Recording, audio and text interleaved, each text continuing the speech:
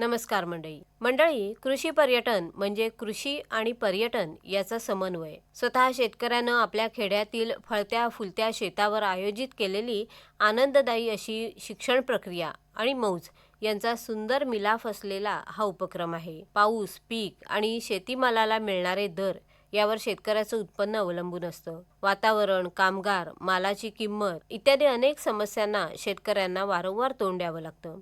शेतकऱ्यांनी आपला माल ग्राहकांपर्यंत नेण्यापेक्षा ग्राहकांना म्हणजेच पर्यटकांना आपल्या शेती फार्मपर्यंत आणणं आता काळाची गरज झाली आहे।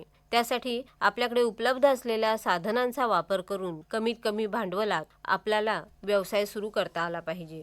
1 एकर जमिनीवर रस्ता, पाणी आणि लाईट या प्राथमिक सुविधा उपलब्ध असतील तर किमान भांडवलामध्ये कृषी पर्यटन व्यवसाय सुरू करता येतो। हा व्यवसाय करताना राहत असलेल्या भागातील वातावरण, तिथली पिकं, संस्कृती, येणारा पर्यटक वर्ग यांचा विचार करून आपल्या सर्जनशीलतेनुसार विशिष्ट थीम निवडून हवं तसं कृषी पर्यटन केंद्र बनवता येऊ शकतं।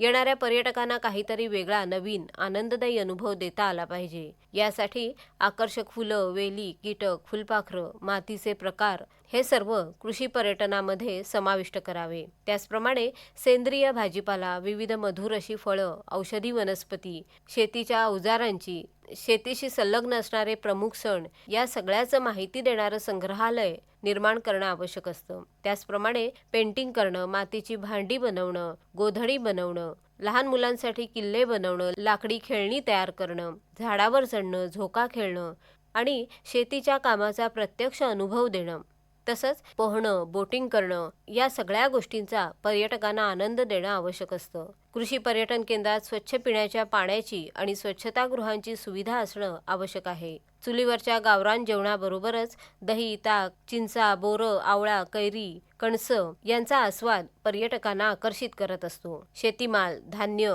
फळं, सेंद्रिय भाजीपाला, त्याचप्रमाणे कुरडया, पापड, लोणची, मसाले, मध, दूध, दही, तूप, गोमूत्र, अगरबत्ती, धूपकांडी, गोधडी इत्यादींची विक्री सुद्धा कृषी पर्यटन केंद्रामध्ये करता येते। बांबूची झोपडी किंवा कापडी तंबू रात्रीच्या विश्रांतीसाठी उपलब्ध करून देता येतो।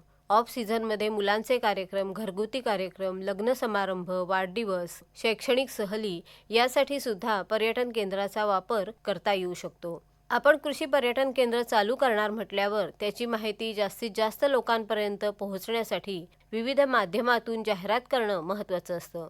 पर्यटन केंद्राचं यश हे पर्यटकांच्या समाधानावर अवलंबून असतं आणि पर्यटकांचं समाधान हे त्यांना मिळणाऱ्या सेवेच्या गुणवत्तेवर अवलंबून असतं। मंडळी, कृषी पर्यटन शेतीला पूरक असा व्यवसाय आहे। रोजगाराच्या विविध संधी यातून निर्माण होत आहेत। कृषी उत्पादनाला चांगली बाजारपेठ मिळू शकते। ग्रामीण भागातील पडीक आणि गायरान जमिनीचा योग्य वापर होऊन उत्पन्नामध्ये भर पडू शकते। पर्यावरणाचं संतुलन राखायला मदत होते। कृषी पर्यटन या जोड व्यवसायामुळे शेतीच्या शाश्वत विकासासाठी प्रोत्साहन मिळत आहे। तर मंडळी, अशा प्रकारे शेतीला पूरक अशा या कृषी पर्यटन व्यवसायातून रोजगाराच्या अनेक संधी शेतकऱ्यांसमोर निर्माण झाल्या आहेत। बरं तर मंडळी, पुन्हा भेटूया पुढल्या कृषीवाणीमध्ये। नमस्कार।